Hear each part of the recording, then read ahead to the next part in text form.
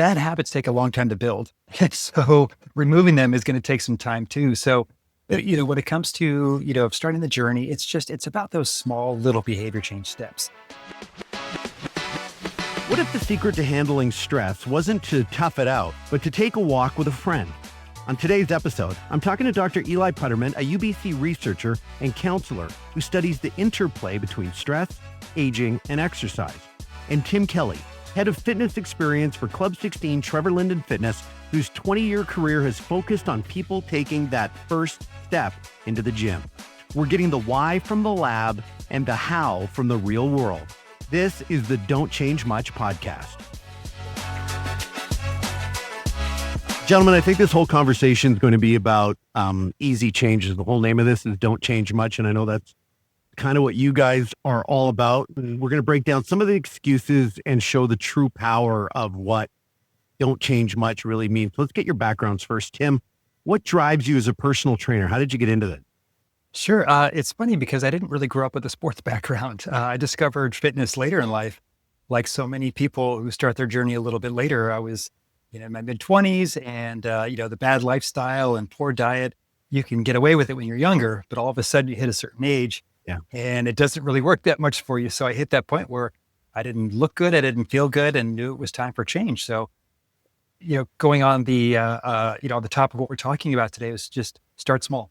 My little apartment complex gym, I got on the elliptical for 10 minutes, 12 minutes, and 15 minutes, and 20 minutes, and you start getting some results.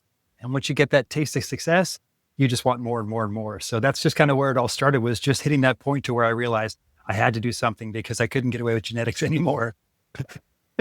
Yeah, they'll help us when we're younger with the metabolism and everything, but it all eventually slows down.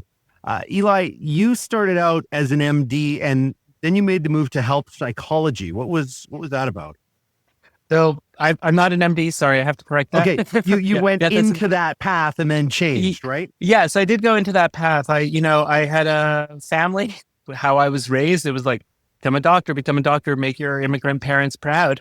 And over time, I realized that my passion was clinical psychology. And as I evolved into the clinical psychology world, I became really absorbed in the field of health psychology, this field of integrating our psychological states and how it impacts our health through our behaviors, but also all the stress physiology that gets impacted when we're experiencing high stress in our lives.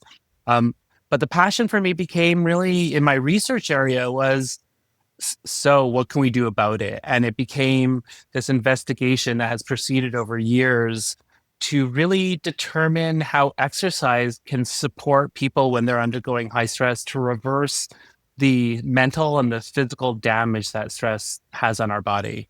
Okay, I want to get into that in a second. First, back to Tim. You're working with people every day who are taking that first step, that difficult step, that don't change much, 4 minutes on an elliptical or something like that. What's the biggest mental barrier first-time clients have when they come into your gym? Yeah, the biggest mental barrier is that fear of judgment. Walking into any unfamiliar environment can make you self-conscious, but the gym brings it to a whole different level, especially for men. Competition runs deep in our DNA. So the last thing we want is to feel that we're not as strong or as experienced as other guys in the gym.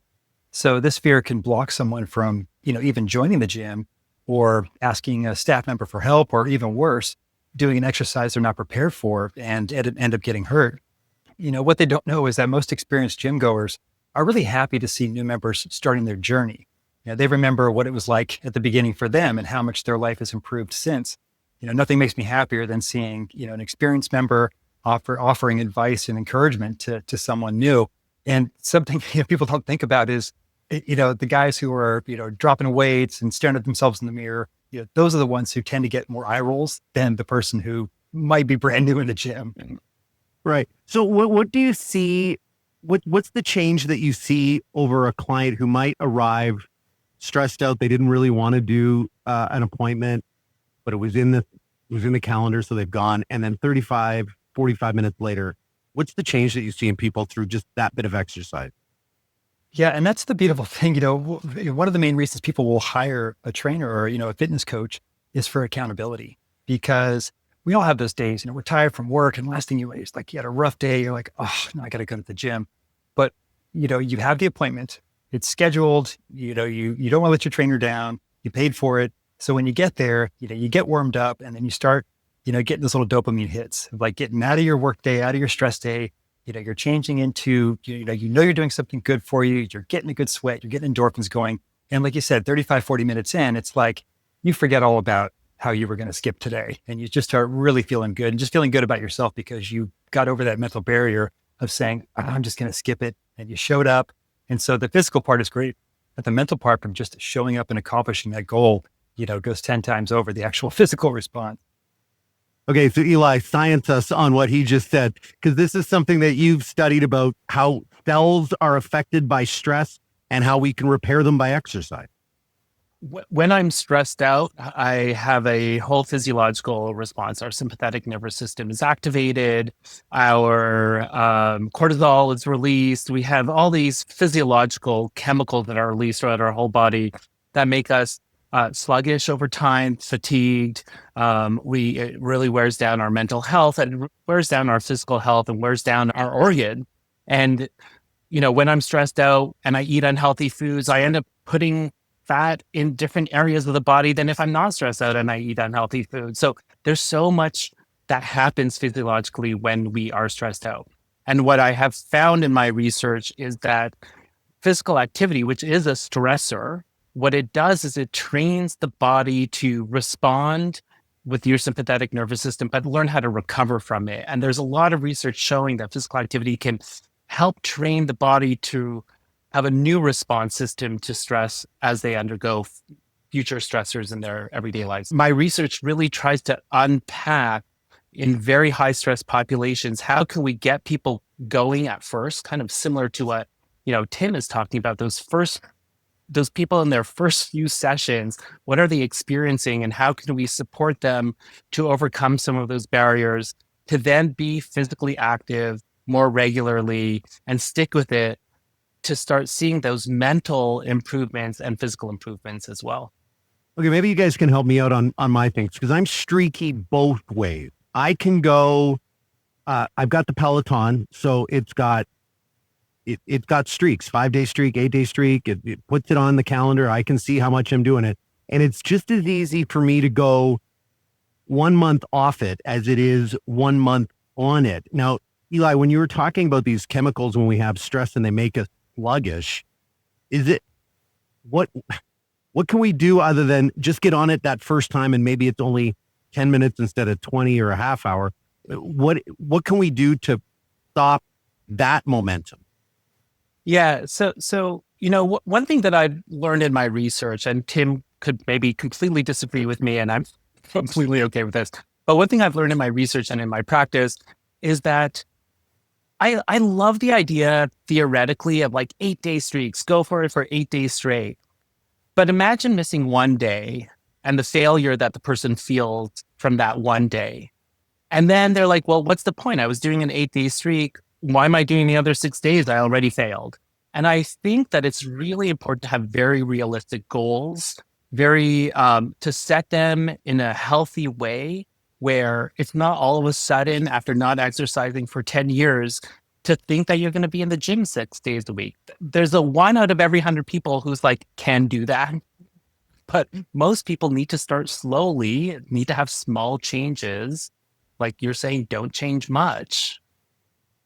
Tim, you talk about movement and exercise, and maybe that's where we can go. And I break my streak on the bike, but I go for a longer walk with my dog in a forest. It's fall. It's beautiful. We want to be outside with the changing colors. So what's the difference between movement and exercise for you? Yeah. And I always subscribe to the something is better than nothing mentality. Even somebody who exercises daily, life gets busy. I've got kids and work and things, and it just might happen. I just can't work out that day. And, so yeah, I can't get to the gym for a 90-minute workout or a 60-minute Peloton ride, whatever it is. But how about I just take a 5 or 10-minute walk after dinner? I'm still doing something physically active. I still feel like I did something, but it's not that all or nothing mentality because like Dr. Eli said, you can really let yourself down. People are a little too hard on themselves. It's like, well, I missed this workout. I missed 2 days or 3 days. I'm just done. And that's the roadblock that a lot of people hit. So you really have to be kind to yourself and realize that it's not just, you don't have to do a 90-minute backbreaking workout. If you just do something physical, you're going to get those benefits. Trevor Linden did a series for the Canadian Men's Health Foundation about the 10-minute exercises and how it's just that little bit of movement that can get you going. And I guess, again, right? Something's better than nothing. Yeah. Yeah. And that's, they said, we were raised a lot on, no pain, no gain, and, go hard or go home. And so, a lot of people think it's like, well, if I can't do this this full on workout, this full on ride, whatever it is, I've failed. And it's just not like that. Said 5 minutes, 10 minutes, a walk after dinner, some stretches, whatever it is, just something physical, and you're going to get some of those benefits. Okay. So you've talked about low intensity, and one of the articles you wrote for the website is low intensity counting for heart rate. So many of us have smartwatches that can measure our heart rate. So what's the calculation for a low intensity workout for your heart rate? Yeah. And you hear so much today about zone 2 training. It's kind of a buzzword, but it's actually pretty important. It just means, you're doing something physical, your heart rate's elevated. You can carry on a conversation, but, that's kind of as far as it goes. That's sort of a good marker. And just what that means is, you're elevating your heart rate to a level where you're getting some of those cardiovascular benefits. And so again, it doesn't have to be, sprinting, up, a 45% grade 10 times over and over and over again. It's just getting your heart rate elevated enough to where you're starting to just get a little bit tired. And that's the sweet spot right there. There's so many benefits that just come from that long sustained zone 2 exercise. And again, there's a million benefits on different types. And yes, zone 4 or 5, it's like, but if you're just trying to stay consistent, just that nice zone 2, not going to burn you out. It's going to give you lots of benefits. And the biggest thing is it's sustainable. You can do it without, is it being overly sore or a big part out of your day? Just nice and easy. Get that thing up where just a little bit higher than it normally would be. The calculation that I saw was 220 minus your age, and then like 53% of that is zone 2. So it's about 120 for some people in their 40. So when I was watching the Ryder Cup, the guys had their Whoop heart rate monitors on, and Justin Thomas sitting on the first tee as he's getting announced about to play in the final round. His heart rate was 120. So if you can get it to nervous standing on the first tee at the Ryder Cup, then that's a good heart rate level, right? Exactly. I mean, if I hit 120 just sitting in the sauna, I'm like, I won. There you go. Eli, what do you have as the distinction between movement and exercise as being so important for men who might feel the gym isn't for them? People could discover the ways that they like moving their bodies.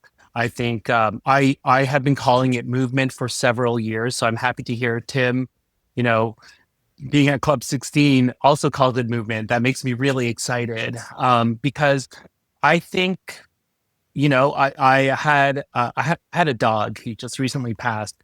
We had to put him down, but he ran into my knee 3 years ago and shattered my knee. He was 100 pounds. Oh my. And it was 2.5 years where I couldn't work out. I couldn't exercise, but I did my daily walks, and I made sure to go for walks around the seawall because I live at Main and Terminal. So it's easy for me to access it. And I was able to start doing a little bit of yoga in the gym that we have in our building. And I slowly built up the capacity again, and more importantly, the motivation, because, as someone who's exercised for a very long period of time, it really took me a lot of mental energy to start moving my body regularly and have that motivation. It was amazing to see how quickly I lost motivation at the age of 49 years old to, and I had to reprogram my brain to be like, I just have to move my body. I just have to do something.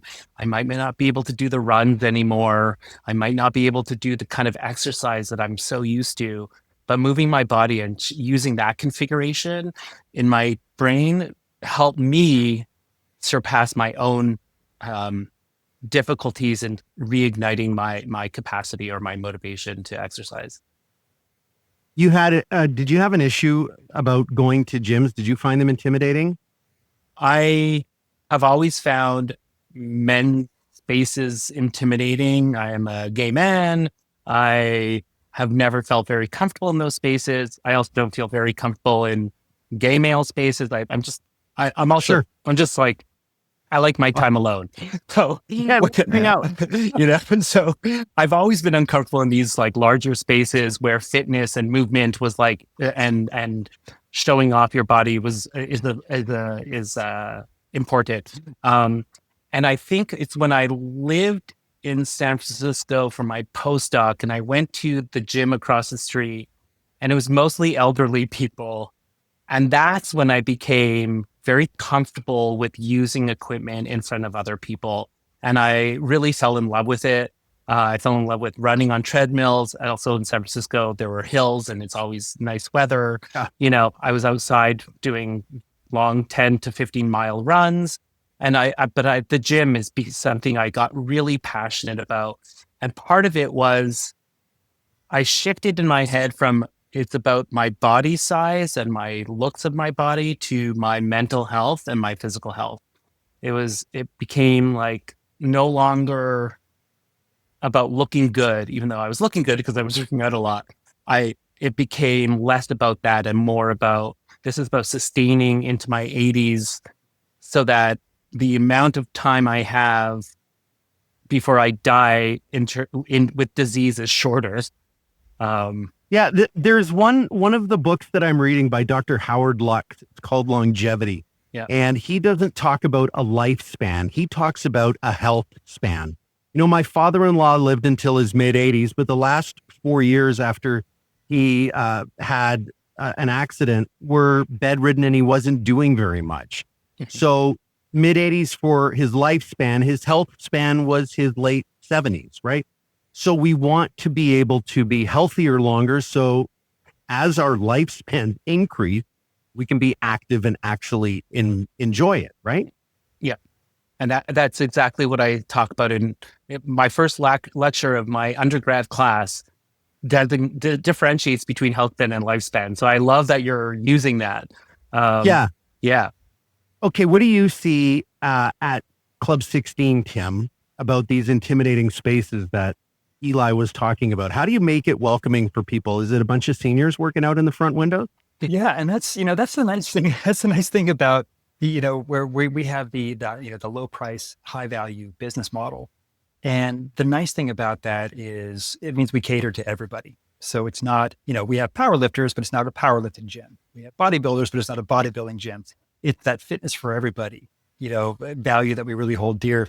So yes, you've got people who have been working out their whole lives. You've got people who are brand new. You've got all, cultural backgrounds, genders, ages.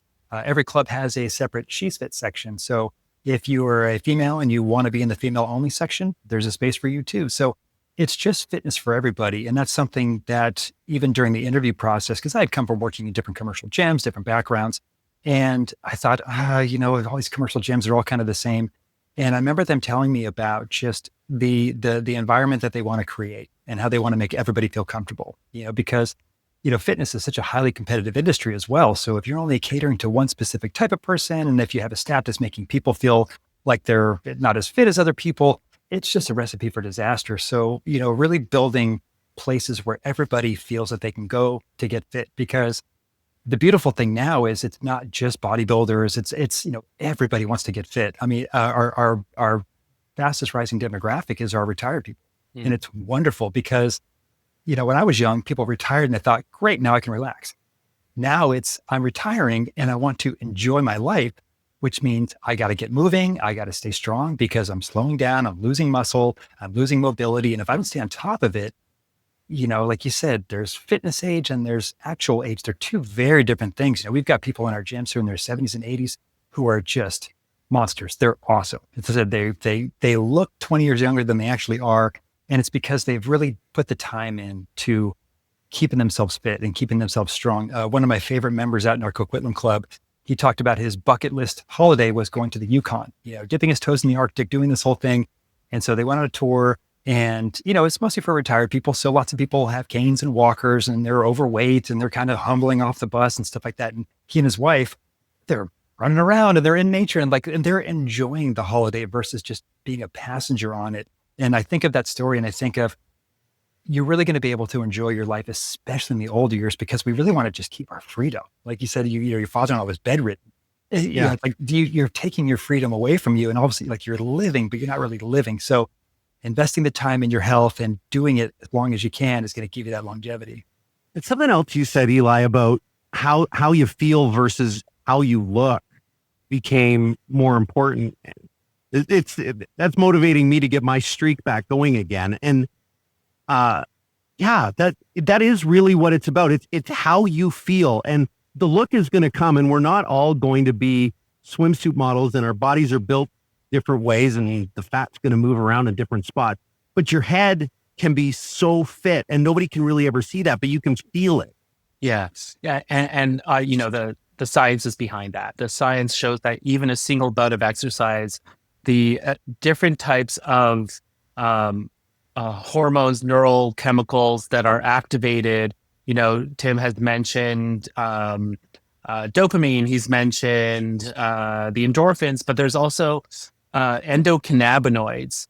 So endocannabinoids are like your intrinsically created cannabis, pretty much your CBD made by your own body. And there's some really great research showing, and it's new and it's starting, really great research showing that our body creates endocannabinoids in response to a single bout of exercise, which is part of that calming state, that state that where we come out of it feeling really good. Endocannabinoids is part of it, as are some of the endorphins and some of the other chemicals that are created. So, there's so much that gets regulated in the brain, and areas in the brain that have blood flow that help clean out some of the debris, some of the old cells, some of the aging cells. So much is happening in the brain and the body that physiologically and neurologically, we just feel better. We just feel good as a result of it. I know that when I'm feeling sluggish, I could take a nap, which I do. I love taking naps. But after that nap, I need to go and work out. I need to do something so that my mind feels lighter and my mind can concentrate a bit better. And there's so much research supporting all that. Get higher on your own supply. Yes. Yeah. We're making it. Why not, right? Yeah. So those first steps, so you say, okay, fine, you're overwhelmed, have a nap, but then do something after. What's your first step suggestion, Tim? First step as far as just getting started on a program or just, breaking a cycle. Yeah, I mean, that's the thing because, bad habits take a long time to build. So removing them is going to take some time too. So, when it comes to, starting the journey, it's about those small little behavior change steps. So if it's just, just a 10-minute walk after dinner or a stretch break at your desk or just something physical, something to start break the cycle. If you drink a soda every day with lunch, it's like have a bubbly water 3 times a week. And then that feels pretty good. Let's move that to 5 days a week. And once you start that habit stacking, like we've been talking about, you get those good chemicals from the sense of accomplishment, those feelings that you get from setting a goal and hitting it. And then once you get that feeling, you want more. So once you start stacking up some of these habits, then they get, okay, now it's going to be a 20-minute walk. And then, okay, now we're going to add a hike on the weekend. And so just little things at a time. And once you start getting that feeling, then you just want more and more and more. And next thing you know, it becomes an actual habit. So you're starting to replace some of the bad habits with good ones. And then the mental benefits on top of the physical ones are just amazing. I said we'd be digging into Don't Change Much, and that like everything has just been take one step and the rest will follow. A huge thank you to Dr. Eli Puterman and Tim Kelly for showing us that the first step is the most important one. Remember, you have the power to build a healthier life starting today. For more tips and resources, visit menshealthfoundation.ca. And if you or someone you know is struggling, help is available by calling or texting 988 at any time. Please follow and review the show wherever you listen, share this episode with a friend, and let's continue the conversation together next time on Don't Change Much.